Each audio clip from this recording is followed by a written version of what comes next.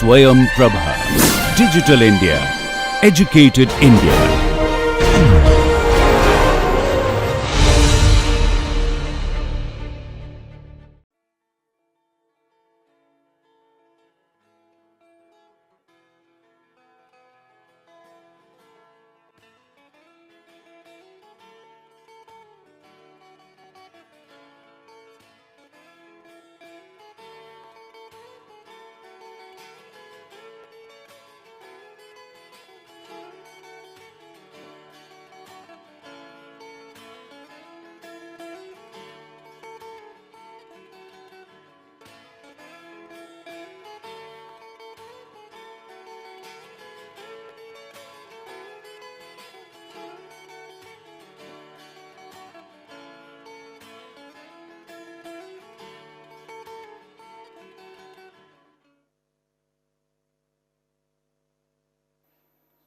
Welcome to the lesson 3 on the course Strength of Materials.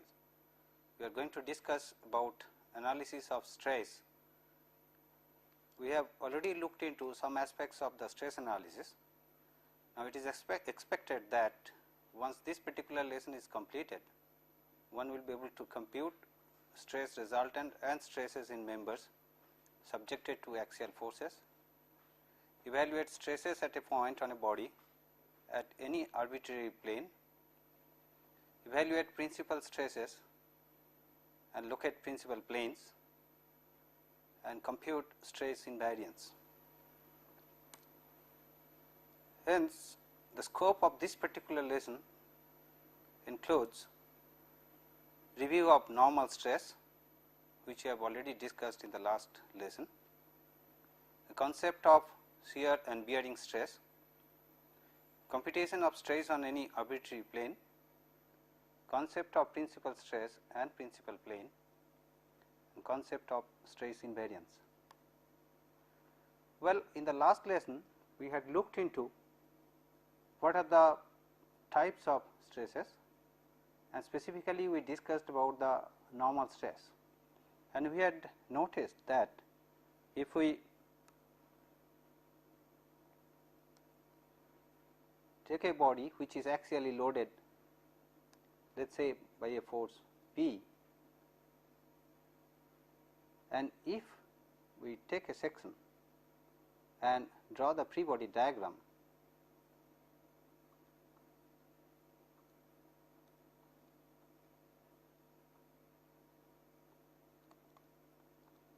this body is under the action of external force P.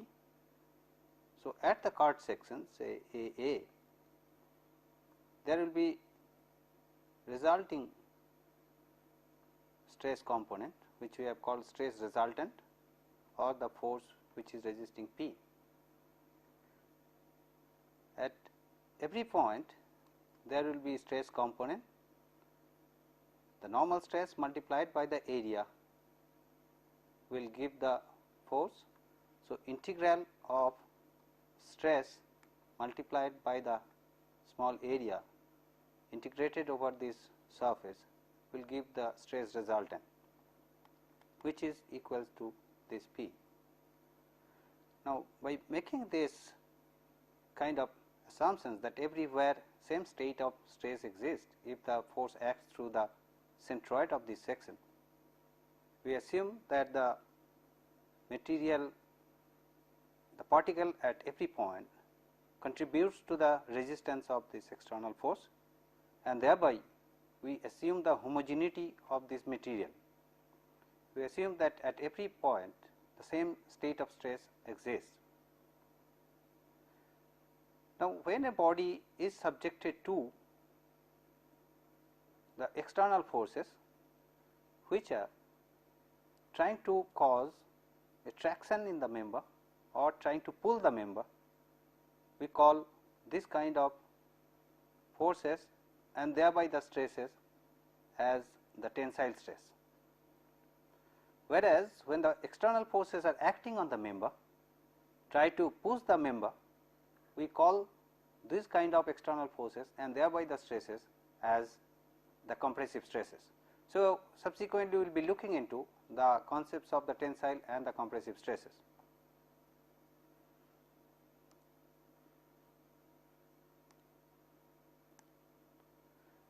Let us look into the aspects on shear stresses, which we have discussed already in the last lesson.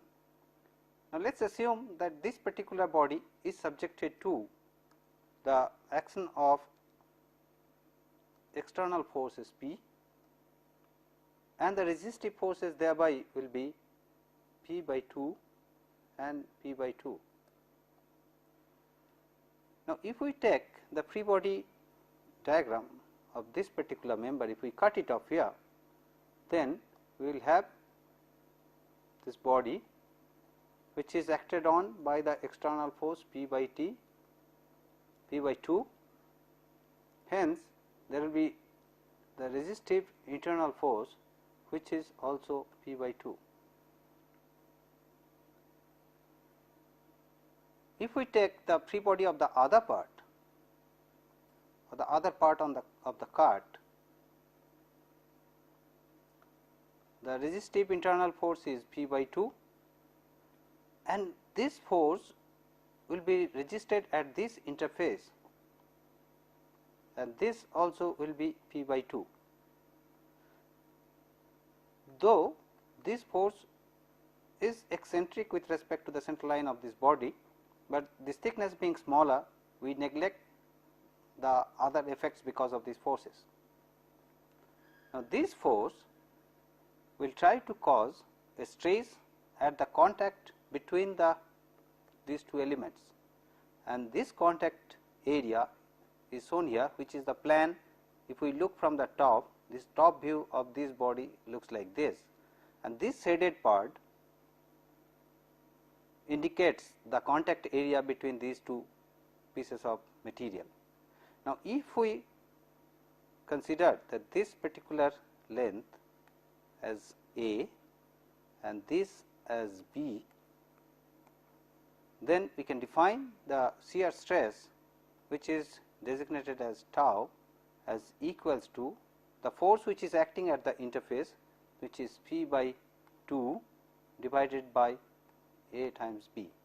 A times B is the contact area over which the shearing stress exists.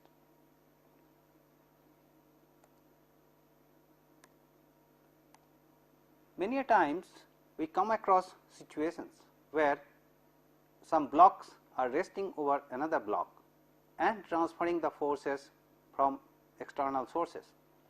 Now, for example, if we have a body like this, in which this is a block which is resting on a bigger block, and the smaller block is subjected to an external load phi.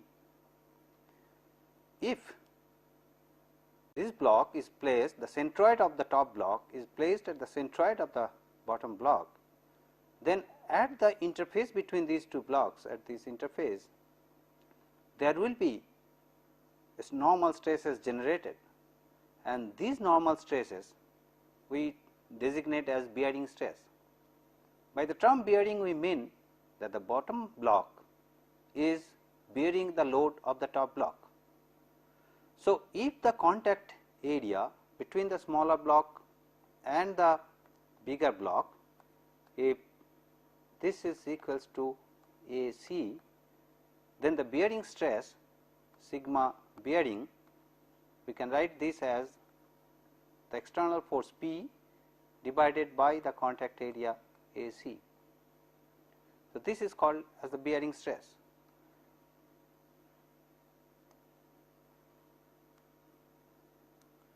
I can give you another example where quite frequently we come across the concept of the bearing stress. Let us assume that we have a rigid bar which is resting on two supports,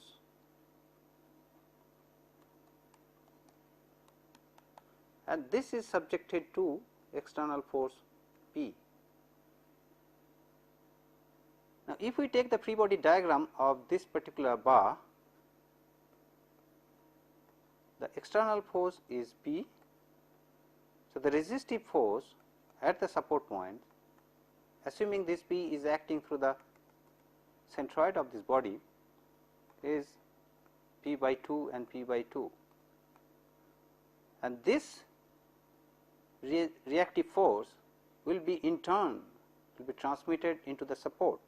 So, if this is the support, this is the resistive force which is getting transmitted on, and depending on the contact area we have, if this is the length A and if we say the width of this body as B, then this force P by 2 has a contact area which is A times B.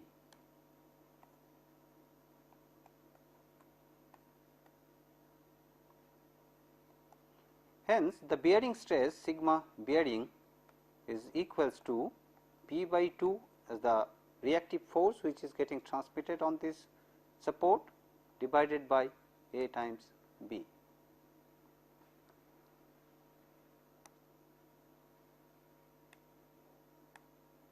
Well, having known this normal stress, the shearing stress and the bearing stresses, and also in the last lesson we have looked into that what are the kinds of stress components that act on any plane. Let us look into that what are the different stress components that can act on any arbitrary plane.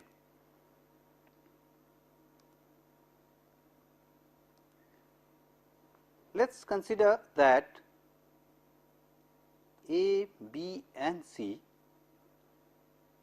is any arbitrary plane and O, X, Y, Z is the reference axis system.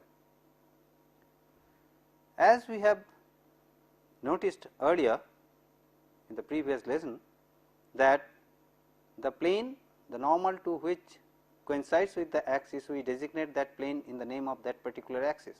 Likewise, this particular plane is the x plane on which the normal stress sigma x acts. Likewise, the plane OBC normal to that coincides with y direction, which is y plane, and the stress normal stress is sigma y on this plane, and the normal stress on the plane AOC, which is a z plane, is sigma z.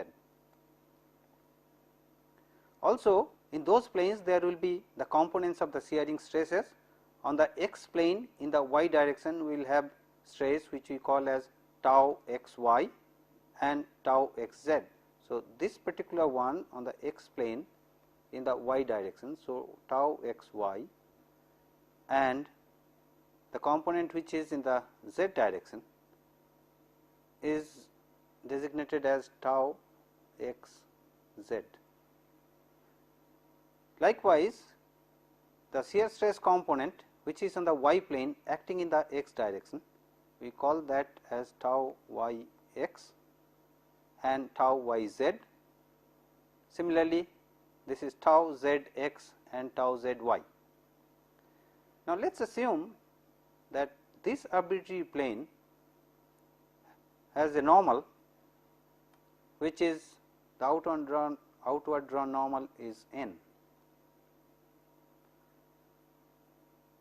Now, this unit vector can be designated with reference to the x, y, z plane.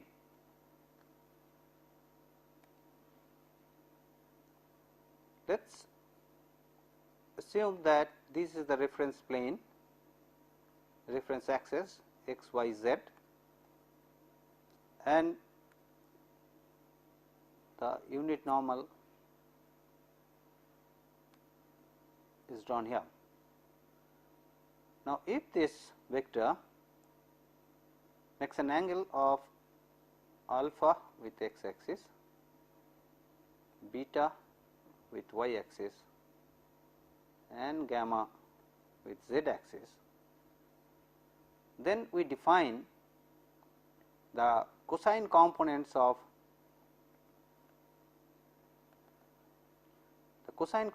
in the x direction as nx, n suffix x, which is cosine alpha, ny, this is the cosine beta, and nz as cosine gamma, and thereby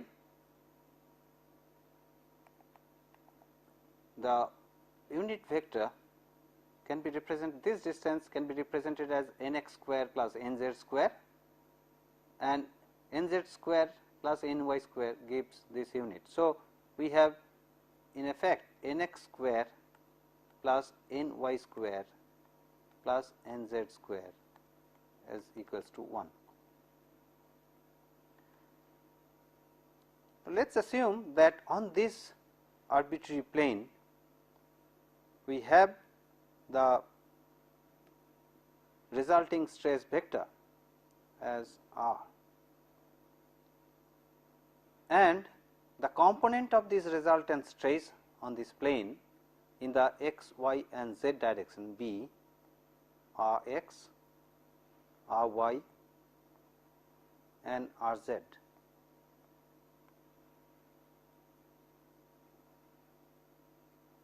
Also, let us assume that the area of this particular plane ABC is dA. Let us assume that the area of the arbitrary plane is dA,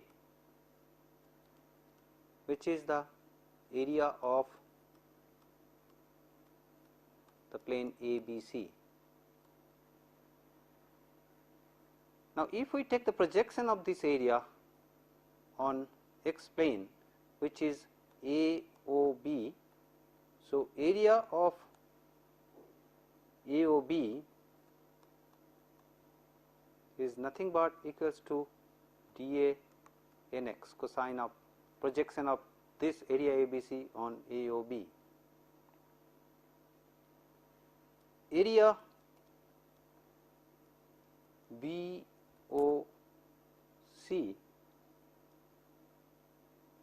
is the projection of that on the of area ABC on y plane, which is dA ny, and area AOC is the projection of ABC on z plane, which is dA nz.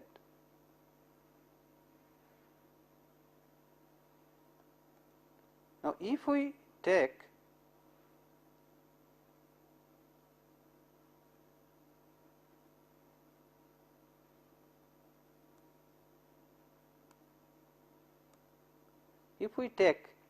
the summation of all forces in the x direction, wherein the stress components involved will be sigma x, tau y in the x direction, tau zx in the x direction and rx, then we can write down the equilibrium equations in the x direction. So, equilibrium equation in the x direction will be Rx into the area dA. So, this is the force, the stress resultant multiplied by the area minus sigma x dA nx, that is the area of x plane, minus tau y x, which is acting in the y plane, times the area of y plane, which is dA ny, minus tau z x, which is in the z plane acting in the x direction, multiplied by the area dA nz. This is equals to 0. So, if we divide the whole equation by dA, or in a limiting situation, we can write Rx as equals to sigma x nx plus tau yx ny plus tau zx nz. Similarly, if we take the equations in the y and z directions and write down the equilibrium, we will get Ry as equals to the tau x in the y direction times nx plus sigma y ny plus tau in the z plane y direction n z as r y, and r z the resulting stress in the z direction is equals to the tau the x plane the z direction as n x plus tau in the y plane z direction times n y plus sigma z times n z are the three resulting stress components. So, the stress components on the arbitrary plane which are acting in the x, y and z directions are represented in terms of the stress components in the rectangular coordinate system, and this sets of equations is normally designated as Cauchy's stress formula. So, Cauchy's stress formula is R x as sigma x n x, tau y x n y, tau z x n z, R y is equals to tau x y n x, sigma y n y, tau z y n z, and R z equals tau x z n x, tau y z n y, sigma z n z.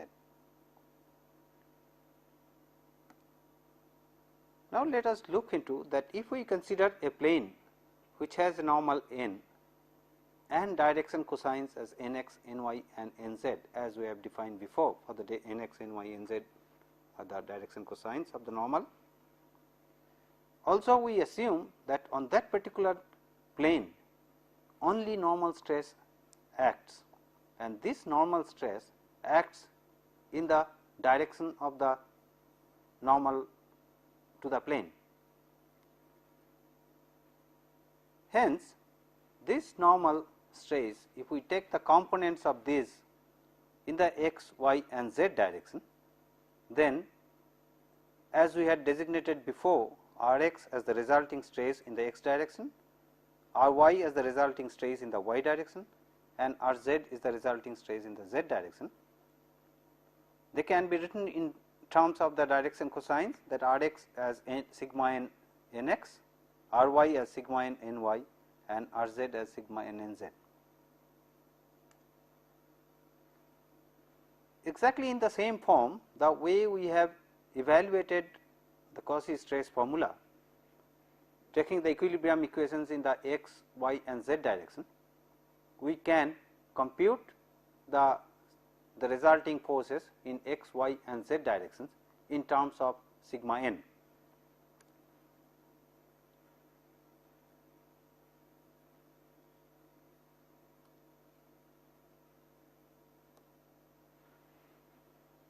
In the previous case, we had forces in the x direction as r x times dA, which was equals to sigma x dA n x plus tau y x dA n y plus tau z x dA n z, and dividing the whole equation by dA, we had R x as equals to sigma x n x plus tau y x n y plus tau z x n z. Exactly in the same form, in place of R x now we have sigma n n x is the resulting stress in the x direction. This multiplied by the area gives the force in the x direction. These are equals to sigma x times dA n x plus tau y x dA n y plus tau z x dA n z. Hence, from this we can write sigma n n x as equals to sigma x n x plus tau y x n y plus tau z x n z, and this is what has been represented here, the equations of equilibrium in three directions x, y and z. Now, these equations can be rearranged and can be written as sigma x minus sigma n in x plus tau y x in y plus tau z x in z. This is equals to 0. Tau x y in x plus sigma y minus sigma n in y plus tau z y in z is equals to 0. Tau x z in x plus tau y z in y plus sigma z minus sigma n in z equals to 0. And we have already seen in the last lesson that tau y x and tau x y, they are equal, they are the crosshairs, tau z x and tau x z, they are equal, and tau z y and tau y z, they are equal. Now, these three equations can be thought of as simultaneous equations containing n x, n y, n z, and we can evaluate the values of n x, n y, n z. Now, if we expand this particular equation, we will get a cubical equation in sigma n.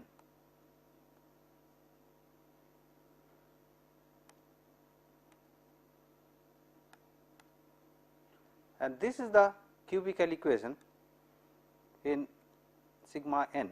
We have sigma n cube minus some coefficient times sigma n square, some coefficient times sigma n, and some other coefficient which is equals to 0. And once we solve this cubical equations, we are expected to get 3 roots which eventually will turn out to be real, and we designate those roots as sigma 1, sigma 2 and sigma 3. And corresponding to each of these values of sigma, we will get the values of n x, n y and n z.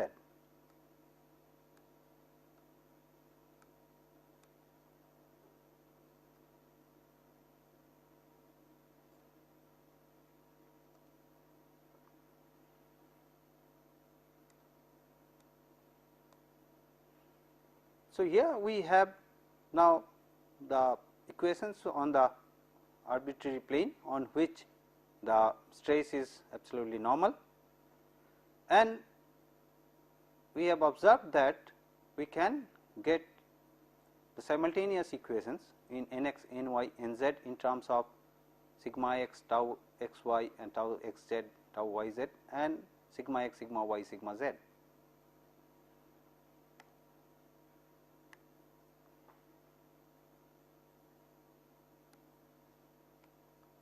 Now, this cubical equation, let us look into the terms of I 1, I 2, I 3, and if for each of these sigma values, if we are interested to compute the values of n x, n y and n z, we can do that using these equations along with the expression which we have, that n x square plus n y square plus n z square is equals to 1. So, for a trivial solution n x, n y, n z is 0, which is not really going to give us the solution, because n x square plus n y square plus n z square is equals to 1. Now, for a non-trivial solution of this simultaneous equation, we set the determinant of the coefficient of n x, n y, n z as 0, and if we do that, we have sigma x, we have sigma x minus sigma n, tau x y and tau x z, tau x y, sigma y minus sigma n and tau y z, tau x z tau y z and sigma z minus sigma n. So, if we set this determinant of this coefficient of n x, n y, n z as equals to 0 for non-trivial solution, we get the cubical equation in sigma n, which I have already shown to you.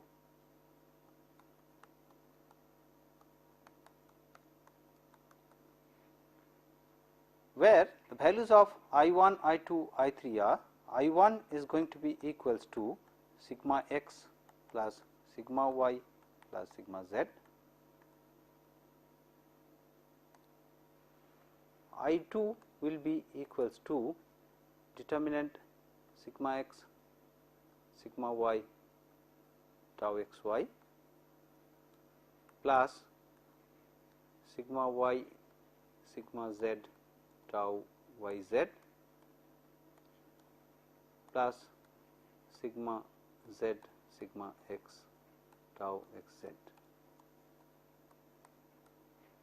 and I3 is going to be equals to sigma x, sigma y, sigma z, tau x y, tau x z, tau y z, and this being symmetrical x z, x y, tau x z and tau y z.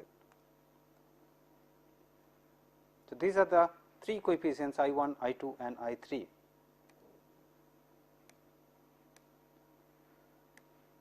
Now, the plane on which this stress vector is wholly normal is known as principal plane, and this is what we had considered in the previous situation, where we had taken the arbitrary plane and we had considered the stress vector which is along the normal, and thereby we had obtained the cubical equations in sigma n, from which we have obtained the three roots sigma 1, sigma 2, sigma 3, and in this particular plane the normal stress is acting along the normal of the plane. So, the plane on which this stress vector is wholly normal, we call that as principal plane, we call that particular plane as the principal plane. Now, the stress on this principal plane which is absolutely normal, we call that as a principal stress, and since the stress acting is in the normal direction and there are no tangential stresses thereby.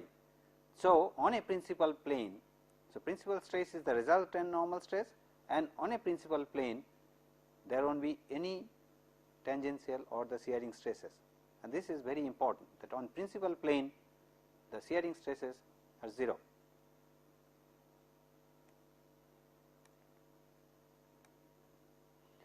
Now, we have seen the cubical equations in sigma n, from which we have obtained three roots sigma 1, sigma 2 and sigma 3, and we have looked into three coefficients I1, I2 and I3, where I1 is sigma x plus sigma y plus sigma z, I2 if we expand those determinants you will get in this form sigma x sigma y plus sigma y sigma z plus sigma z sigma x minus tau x y square minus tau y z square minus tau z x square, and the third invariant the I3 if we expand the determinant we will get in this form.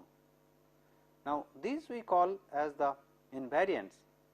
Now, it is to be noted that the principal stress which we have calculated at a particular point remains the same irrespective of the reference axis system we take. In this particular case we have taken x, y and z as the rectangular axis system. Supposing at that particular point if we take a different axis system which is represented as x dashed, y dashed and z dashed, and corresponding normal stresses if we write normal and the shearing stresses if we write down, which are sigma x dash, sigma y dash, sigma z dash, and correspondingly the shearing stresses, then we can observe that the values of I1, I2, I3 which are represented in terms of the normal stresses and the shearing stresses, they remain the same because the principal stresses at that particular point remains unchanged, and that is why these coefficients I1, I2, I3 are known as stress invariants. We will go into more details when we look into the transformation of the stress system. Well, having this background of normal stress, shear stress and the bearing stresses and about the principal stresses, let us look into a few problems. How do we solve these stresses in some physical problems? Now, in this particular example, here there are two plates which are connected together by a bolt,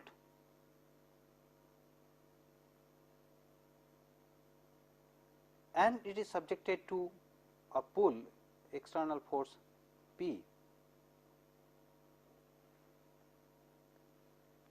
This is the plan of the two plates, and if we take a section, we cut the plate here and cut the plate here and view from this side, the section looks like this. So, the width of the plate is 200 millimeter and thickness of the plate is given as 10 millimeter, and the tensile pull that the plate is subjected to is 50 kilonewton. Now, we will have to compute the average normal stress at a section where there are no holes for the bolts. So, if we draw a free body diagram, if we cut the section here and draw the free body diagram, then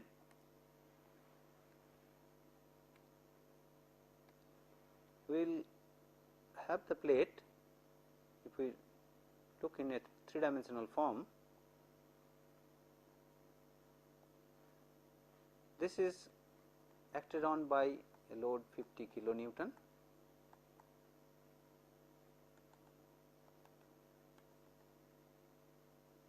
The width of the plate is given as 200 millimeter and thickness of the plate is given as 10 millimeter. So, at this particular section, the resistive force for this external force 50 kilonewton, which is acting through the centroid of this plate, is R, and hence R is also equals to, for the from the equilibrium of these forces, R is equals to 50 kilonewton.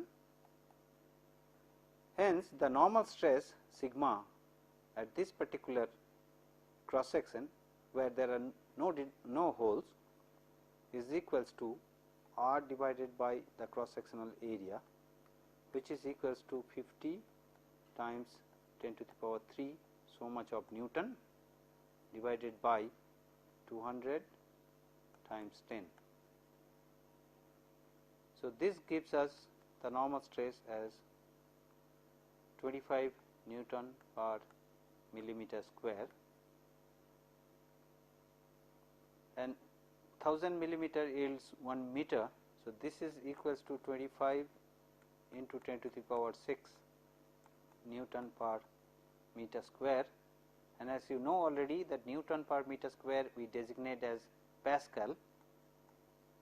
So, this is 25 into 10 to the power 6 Pascal, and since 10 to the power 6 multiplied with Pascal gives megapascal. So, we can write this as 25 megapascal.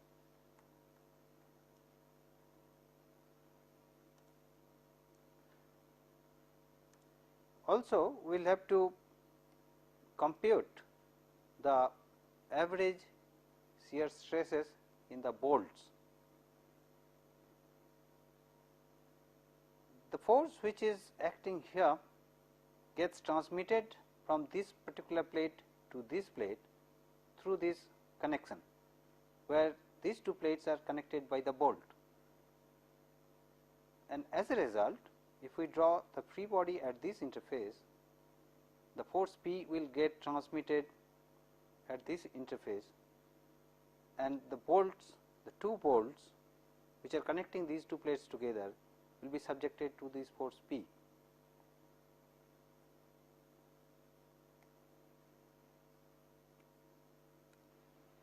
So, we have one bolt here, we have another bolt here of diameter 20 millimeter, and these two bolts will be resisting the force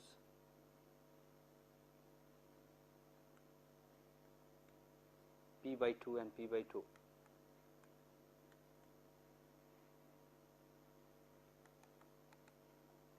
plate is subjected to the load P, and this P is getting transmitted to the top plate through the interconnecting bolt. So, the force that will be resisted, the force will be resisted by these bolts is half of this P. Hence, the stress that will be acting in the bolt, which is the force on this particular area, which we call as the shearing stress on the plane of the bolt. So, the average shear stress in each bolt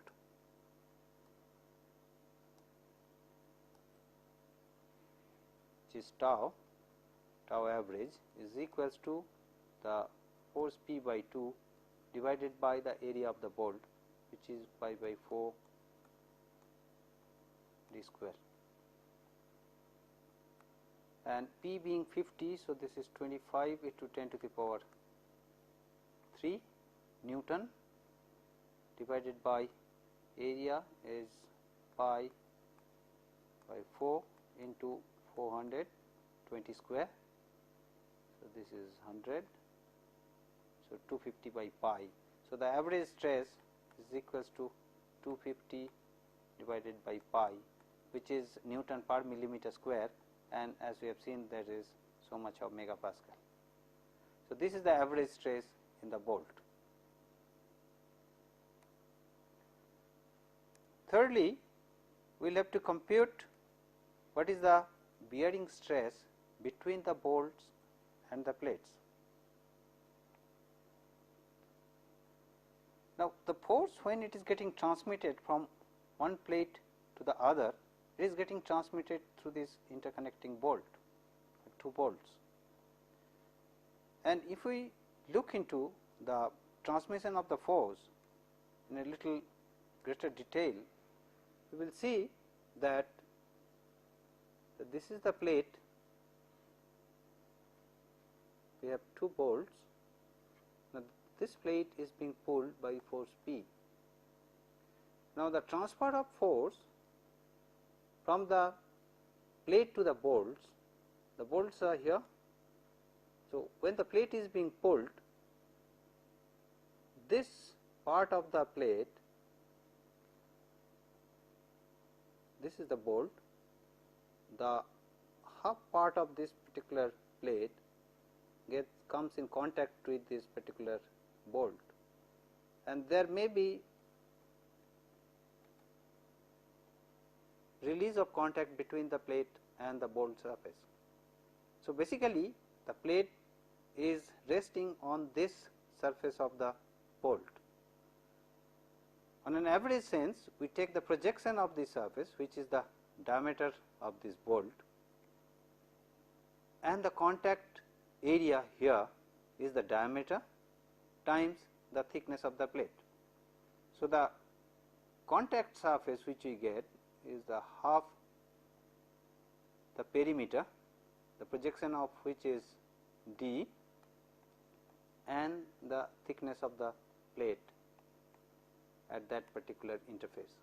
So, this is the area which is in contact with the plate and the bolt, and as we have seen that the bearing stress is a function of the contact area, and so the sigma bearing is equals to the force P, and since we have 2 bolts, the bolt, each bolt will get half the forces.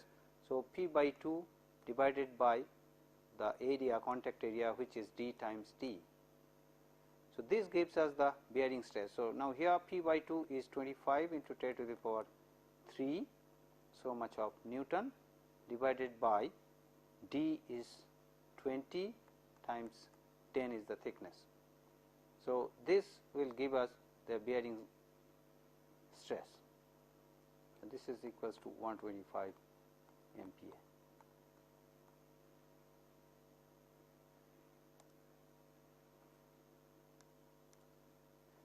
Let us look into another example problem, wherein we are interested to evaluate the principal stresses and the stress invariance. we have learned today how to compute the principal stresses from the cubical equations and the stress invariance components. Now, the state of stress at a point is given by this.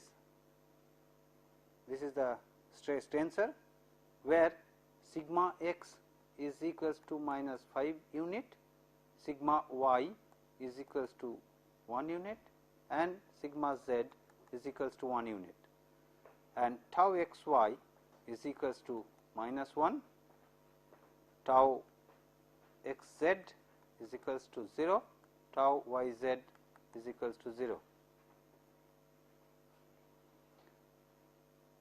So, if we compute the stress invariance, then as we have seen, I1 is equals to sigma x plus sigma y plus sigma z, and sigma x here as minus 5 plus sigma y is 1 plus sigma z is 1. So, this is minus 3. I2 as equals to sigma x sigma y tau x y plus sigma y sigma z tau y z plus sigma z sigma x tau x z. So, from here sigma x is minus 5, sigma y is 1. So, minus 5 and tau x y is minus 1.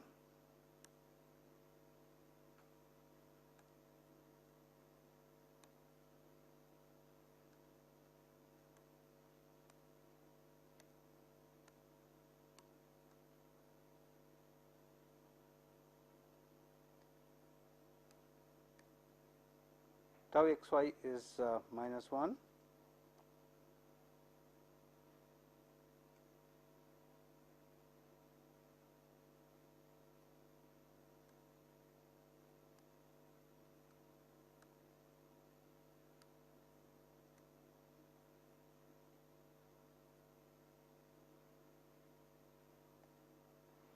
So, I1 we got as minus 3, I2 is sigma x times sigma y as minus 5 minus 1 plus 1 minus 0 plus minus 5 minus 0, which is equals to minus 10. And likewise, if you compute I3, this is going to be equals to minus 6. Hence, the cubical equation which we get is sigma n cube minus I1 sigma n square. Now, here I1 being minus, so this is 3 sigma n square. I2 is minus 10, so minus 10 sigma n plus 6 is equals to 0. Now, we can now sigma n as equals to 1 will make this function as 0. So, sigma n minus 1 is one of the root of this equation. So, sigma n minus 1 if we take, then sigma n square. So, this gives sigma n cube minus sigma n square. So, plus 4 sigma n square. So, plus sigma n minus 1 plus sigma n minus 1, this is 4. So, 4 sigma n. So, 4 sigma n square minus 4 sigma n minus 6 sigma n plus 6. So, minus 6 into sigma n minus 1, this is equals to 0.